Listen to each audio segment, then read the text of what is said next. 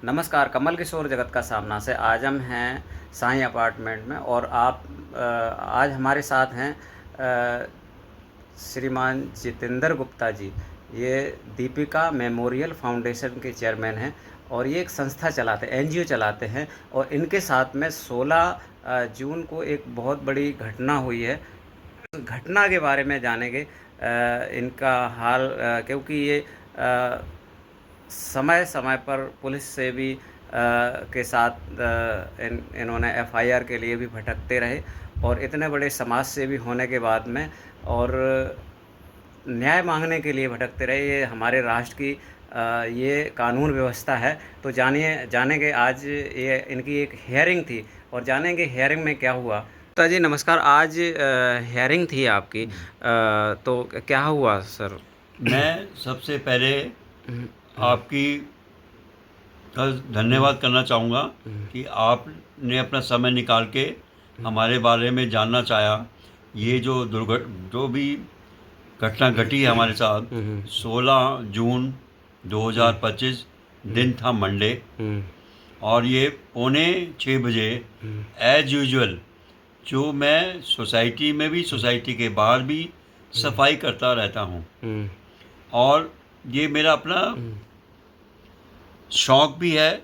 और मेरे को अच्छा लगता है कि हमारे आसपास का एरिया साफ़ सुथरा हो, और उसमें मैं चाहता हूँ सब लोग उसमें सहयोग करें। जी। और ये जो सब एक्टिविटी है, ये जो घटना हुई ये क्या है? मतलब आपके साथ इतने बुजुर्ग, इतने समाज सेवी हैं और मतलब मार ये पिटाई। जो घटना हुई है सर, हाँ, बेसबॉल ये से जी। एक अशोक कुमार सोनी हैं, जी। जो कि retired union leader SBI bank से हैं, जी। और ये टावर ए फ्लैट नंबर 31 में रहते हैं। ये पिछले साल हमारे आरडब्ल्यू के वाइस प्रेसिडेंट बने थे। तो उस टाइम में क्या हुआ, 15 फरवरी को ये वाइस प्रेसिडेंट बने।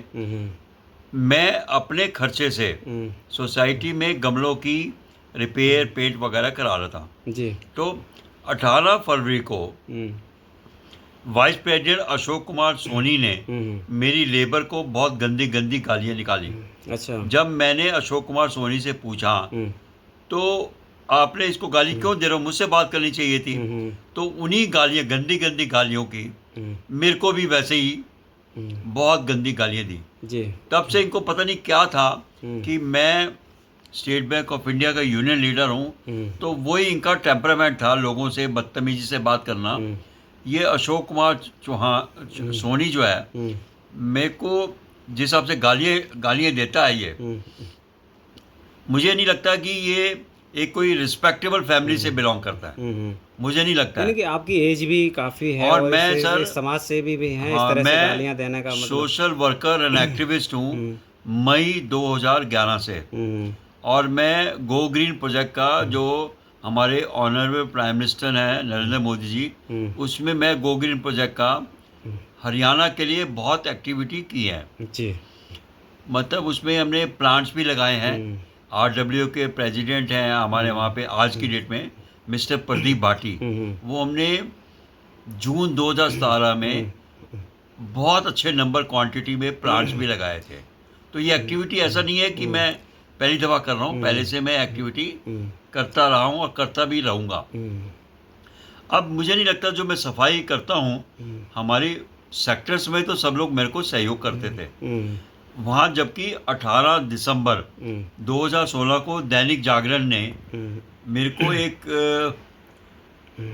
एक टाइटल दिया था, जिद्दी गुप्ता जी ने सेक्टर को एक बहुत स्वर्ग की तरह बना दिया, जिसमें लोगों की कमेंट्स भी दिए गए हैं और उन्होंने पब्लिश भी किया था दैनिक जागरण वालों ने। तो वही मेरा अपना एक काम करने का जुनून रहा है कि मैं सोसाइटी पर लोगों के लिए, सोसाइटी के लिए बहुत सहायता करूं, और वो मैं कर भी रहा हूं। लेकिन जो 16 जून 2000 दिन सोमवार 5:45 पे मेरे हाथ में झाड़ू थी, जो मैं नर्सरी की तरफ जा रहा था, तो पीछे से अशोक कुमार सोनी, जो कि टावर ए फ्लैट नंबर 31 में रहता है, उसके हाथ में बेसबॉल बैट था। जो कि उसने मेरे को सैटरडे अपनी कार की डिक्की में से निकाल के दिखाया भी और बोला तेरे को मारूंगा। अच्छा। वही सब चीज़ें मैंने अपनी वाइफ को भी बोली, तो मेरी वाइफ ने बोला भाई ये क्यों मारेगा। ये मेरे को मारने की प्लानिंग 2-3 दिन से कर रहा था, लेकिन इसको 16 जून को एक मौका मिल गया। मैं नर्सरी की तरफ जा रहा था, पीछे से ये बेसबॉल आते ही ये इसने आप देखा ना ताप देखा, मेरे को मारना शुरू कर दिया। अब मेरे हाथ में तो झाड़ू थी, झाड़ू से तो मैं कुछ नहीं कर सकता था। जब इसने मारा मेरे को, मैं अकेला था, रोड पे कोई होता नहीं है उस टाइम, आसपास कोई मतलब नहीं है। मैं फिर अपनी वाइफ को एकदम ऊपर लेने आया। वो उस टाइम जो है सो रही थी, वो नॉर्मली 7 बजे करीब उठती है।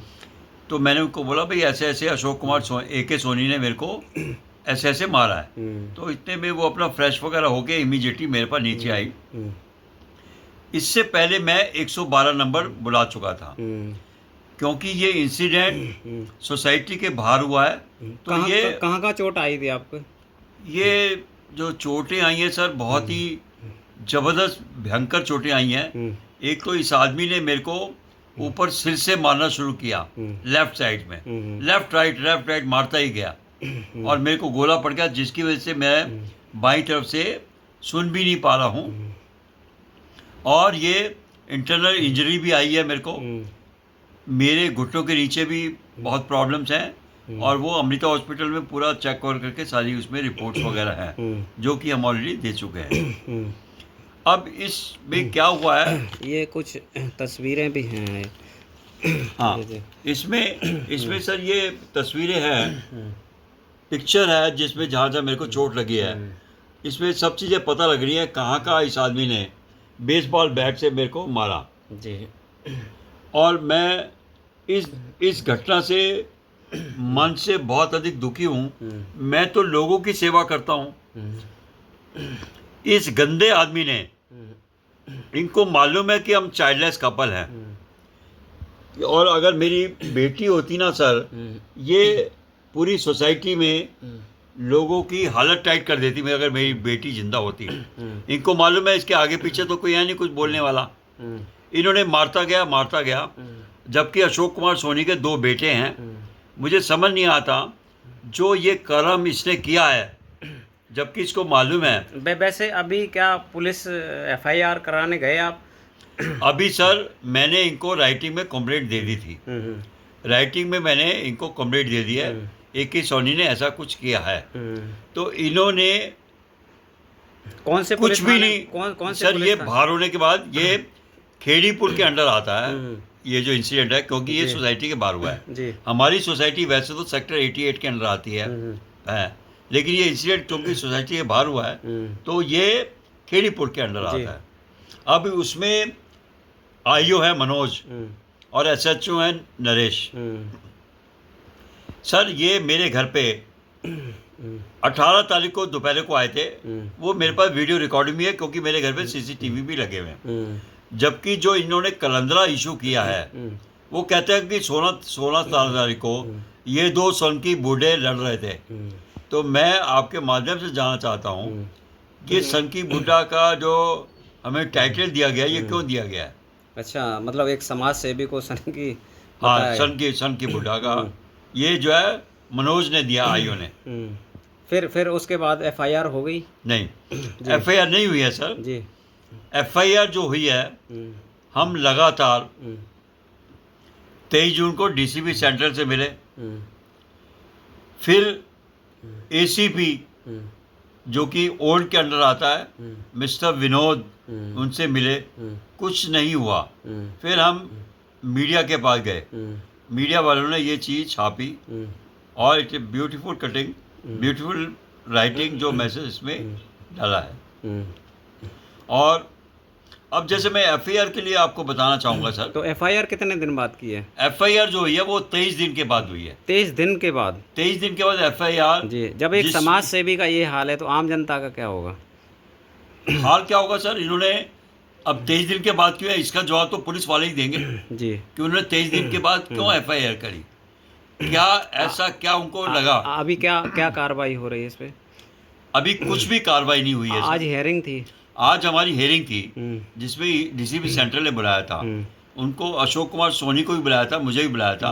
उन्होंने सिंपली आधार कार्ड वगैरह लिया और बेसिकली कलंदरा जो इशू होता है उसमें ये प्रोसीजर होता है विद इन 6 मंथ इन लोगों को दोनों पार्टी को बुलाना होता है। अच्छा। लेकिन वो सब हो गया है क्योंकि उस जो भी सेक्शन लगाए गए हैं BSN वगैरह उसमें ये इंडिकेट करता है, बात करने से हमें ऐसा लग नहीं रहा है जो कलंदरा इशू है वो गलत है। गलत इसलिए है क्योंकि ऐसी कोई एक्टिविटी हो जिससे अशांति भंग हो रही है, तो अशांति भंग तो कहीं हो नहीं है, तो इसका मतलब जो है कलंदरा जो है गलत इशू किया गया है। अच्छा। जो कि मैं समझता हूँ कलंदरा दोबारा, मैं फ्यूचर में IO और SHO से रिक्वेस्ट करूँगा जब भी इस टाइप से कलंदरा इशू करूँ वो चेक करें कि इसमें क्या कंटेंट है, क्यों मतलब इस टाइप से गलत करते हैं कि लोगों को तकलीफ हो। और हमें सर कलंदरा पढ़ने के बाद बहुत तकलीफ इसलिए हुई है क्योंकि ये कलंदरा में ये लिख रहे हैं ये दोनों बूढ़े लड़ रहे थे, तो जब ये आए नहीं है तो इन्होंने कलंदरा में ये क्यों लिख दिया कि दोनों बूढ़े लड़ रहे थे। अच्छा, जबकि IO और SHO ये हमारे घर पे 18 तारीख को दोपहर को 2 बजे के बाद हमारे घर पे रहे हैं 15-20 मिनट। अच्छा। तभी भी इन्होंने, जबकि 23 जून को DCP सेंट्रल उषा मैडम ने बुलाया, उन्होंने SHO को बोला भाई आप FIR करो, तो SHO ने स्ट्रेट वे अपनी अफसर DCP मैम को मना कर दिया कि मैं FIR नहीं करूँगा। फिर ये केस जो चला गया मिस्टर विनोद ACP ओल्ड,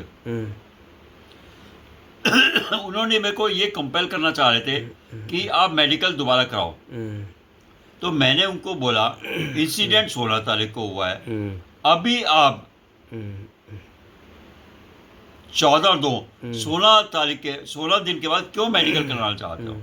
तब ACP विनोद जी ने हमें बोला कि आप ऐसा लिख के दे दो, हम आपको ये पूरे पेपर दे रहे हैं A to Z, तो हमें बाहर किसी भी एजेंसी से मेडिकल नहीं कराना है। तो जिसमें सीधे सब चीज़ें पता लगेगा कितना गलत कलंदरा बना है, जो कि इसके रिस्पॉन्सिबल IO मनोज और SHO नरेश हैं जिन्होंने गलत कलंदरा बनाया है। वहाँ पे तू अपनी बेटी के पास टन बजाइयो। अच्छा। ये SHO ने मेरे को बोला, क्या बोला? उन्होंने ये बोला अभी तेरी पिटाई कुछ भी नहीं हुई है, तेरे को जेल में डाल के इतना मारूंगा तो अपनी बेटी के पास चला जाएगा। और यही कंप्लेंट मैंने DCP सेंट्रल उषा मैडम को दी है, राइटिंग में कंप्लेंट भी दी है SHO के लिए। ठीक। हो चुकी है आपकी FIR जो दर्ज हुई है 23 जून को, 9 जुलाई को हुई है, जबकि ये इंसिडेंट 16 जून को हुआ था। अच्छा। तो बहुत तकलीफ होती है कि क्या हमारे डिपार्टमेंट, पुलिस डिपार्टमेंट को सहयोग नहीं करना चाहिए, कल्प्रिट के अगेंस्ट एक्शन नहीं लेना चाहिए, क्यों नहीं लेती हैं एक्शन? क्या कल्प्रिट ने ऐसा क्या किया पुलिस डिपार्टमेंट के साथ जो वो इतना रिलैक्स कर रहे थे 23 दिन के बाद FIR कर रहे थे? क्या और अभी भी ऐसा कोई भी एक्शन नहीं लिया गया है। अच्छा। क्या एक्शन लिया हमें नहीं पता, उसको बुलाया गया नहीं बुलाया गया, क्योंकि FIR बोलती है जो इन्होंने सेक्शन डाला है 115(2), 117(2) और 351, उसमें जो कल्पिट है अशोक कुमार सोनी, उनको सेक्शन ये बोलते हैं 3 से 7 साल तक की जेल होनी चाहिए। मैं और मेरी वाइफ जो रश्मि गुप्ता हैं, हमारे पास कोई बच्चा नहीं है, हमारी एक बेटी थी जो कि 8 साल पहले उसकी डेथ हो चुकी है। तो सोसाइटी वालों को पता नहीं क्या तकलीफ है, इनको मार भी देंगे, इनके आगे पीछे कोई बोलने वाला नहीं है, इस करके इनको मौका मिल गया, मार दिया। अब it was a totally attempt to murder, it was a planned attack, brutal attack, जिसकी वजह से मैंने पिक्चर दिखाई है जिसमें मेरे को कहाँ चोटें भी आई हैं। अब तो 1.5 महीना हो गया है, लेकिन अभी भी मेरी फिजियोथेरेपी चल रही है। कान का मेरा ऑपरेशन होना है ताकि मैं कुछ ठीक ठाक कर पाऊँ। और अभी जो आज सुनवाई हियरिंग थी तो उसमें कुछ निकल के आया, कुछ नहीं, मदद? आज की सुनवाई में कुछ नहीं आया है। मेरे से आधार कार्ड लिया गया, पेपर पे साइन कराया गया, उसमें बस यही बोला गया है अब ये कलंदरा क्लोज हो गया है। अब पुलिस डिपार्टमेंट आगे एक्शन लेगी, चार्जशीट बनेगी, फिर आपको जो भी कुछ करना पड़े। आज में कोई ऐसा कुछ उठ के नहीं आया। क्या क्या कहना चाहेंगे आप आगे, अगर आगे न्याय मिले आपको, क्या कहना चाहेंगे, क्या मैसेज? मैं तो हाथ जोड़ के यही रिक्वेस्ट करूँगा कि जल्दी से जल्दी न्याय मिले, ताकि एक मैसेज जाए जो ग्रेटर फरीदाबाद में लोग बाग रहते हैं, नॉट ग्रेटर फरीदाबाद में, पूरे फरीदाबाद में, क्योंकि हम ये अपने फोकस करके अपनी सिटी के लिए बोल सकते हैं कि न्याय जल्दी से जल्दी मिले, ताकि इस टाइप की घटना दोबारा ना घटे। जैसे हम सीनियर सिटीजन हैं, हम इतना सफ़र कर रहे हैं।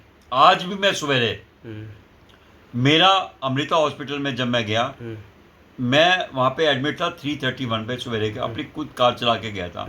उस टाइम मैं आपको रिकॉर्ड दिखा सकता हूँ, उस टाइम मेरा ब्लड प्रेशर था 180। वो कहते थे कि आप थोड़े और रुकता तो इट वुड हैव आपको हार्ट अटैक होता। फिर उन्होंने मेरे को 4 घंटे रख के फिर डिस्चार्ज किया, जब मैं थोड़ा सा स्टेबल हो गया, क्योंकि मेरी आज हेयरिंग भी थी, इस करके मेरे को डिस्चार्ज भी होना था। लेकिन फिर भी मैं दोबारा रिपीट करूँगा। गुप्ता जी आज नमस्कार, आज जल्दी से जल्दी मिले ताकि हमें संतुष्टि हो। हम अपनी, मैं कई बार ग्रुप मैसेज भी डाल चुका हूँ कि हम शांत प्रिय लोग हैं। हमें जैसे कि जतिंदर कुमार गुप्ता, सन ऑफ श्री मदन मोहन गुप्ता जी, मैं सर करनाल का रहने वाला हूँ। और एक चीज़ मैं बहुत ऐड करना चाहूँगा, सोशल वर्कर एक्टिविस्ट की एक्टिविटी कर रहा हूँ और लोगों को पूरे दिल से, तन मन धन से हेल्प कर रहा हूँ लोगों की सपोर्ट के लिए। लेकिन आपको सम्मानित भी किया गया है कई जगह, बहुत सम्मान मिला है सर।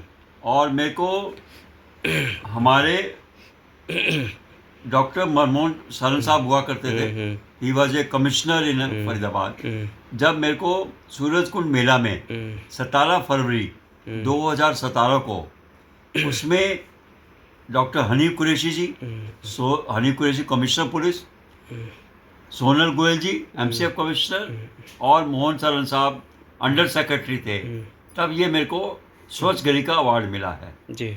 और उसके बाद में अभी रिसेंटली मेरे को 6 फरवरी 2025 में जसलीन कौर मैम, जो कि डीसीपी ट्रैफिक थी, वो मैंने ग्रेटर फरीदाबाद में एक ट्रैफिक को कंट्रोल करने के लिए एक्टिविटी की थी, उसमें उन्होंने मेरे को ट्रैफिक का अवार्ड, एप्रिशिएशन लेटर दिया है ट्रैफिक कंट्रोल करने के लिए, जो कि मैंने एसआरआर रॉयल हिल्स के सामने किया था।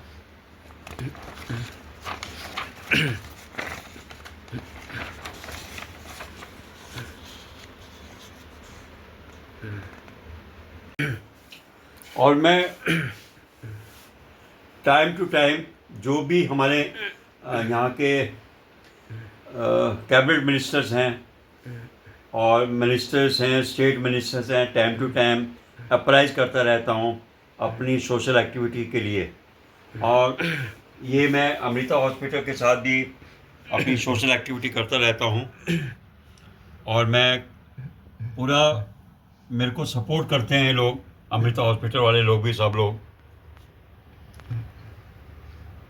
अभी रिसेंटली उनसे मिला था 9 जून को, मेयर से प्रवीण जोशी जी से, और उन्होंने मेरे को बहुत अच्छे कॉम्प्लीमेंट भी दिए, एक प्लांट का मोमेंटो भी दिया था।